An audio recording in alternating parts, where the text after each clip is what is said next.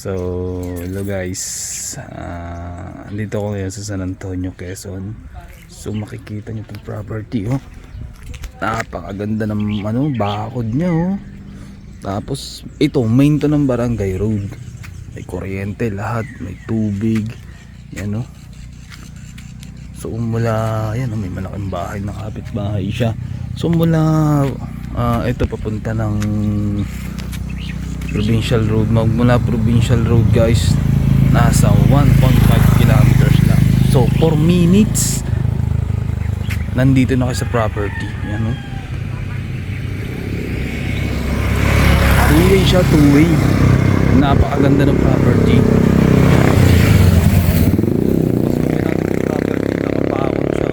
So pagpasok nyo guys sa property, may kubo. Yan, o, may kubo. Yan, naangat yung aso. Yan, panay rambutan siya. Yan, ang dami rambutan, ano? Hindi kasama yun, ha? Ay, yung baka. Ang ganda ng baka. Nalapad ng likod. Puro, no? Ay, nalapad ng likod. Ang lapad nga. Ilang buwang lang ko muna. Still may langka, oh. Ang ganda ng baka, oh. Pero hindi kasama yan. Tapos yun, rambutanan yan. Napatubig, oh. Ayun, oh. So may langka, may at guyabano. Tapos may pigiri dito. Ganun puro, laki. Tapos dito sa likod may pigiri. Yan, kung gusto niyo magbabuyan, oh. Yan, oh. So 1.4 hectares titled to.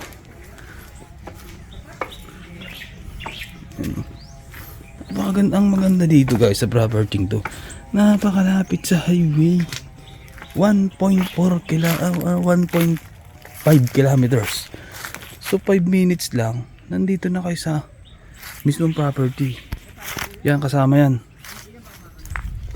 flat plan siya. Tapos dun sa unahan may kubo, may patubig siya. Tapos may bahay ng caretaker dito.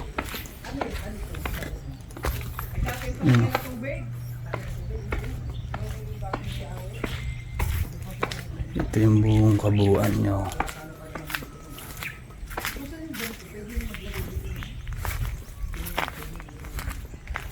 Yan. Yan yung kabuuan ng property na 1.4 hectares. So guys, sa mga interested dyan,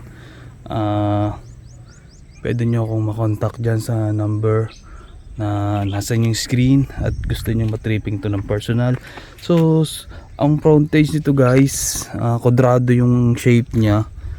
Tapos ang maganda dito guys, meron siyang mga patubig, tapos may internet na, kuryente, kompleto na guys. Tapos may kubo dun sa unahan niya. Yan. So silipin natin guys yung property. I-drone ko.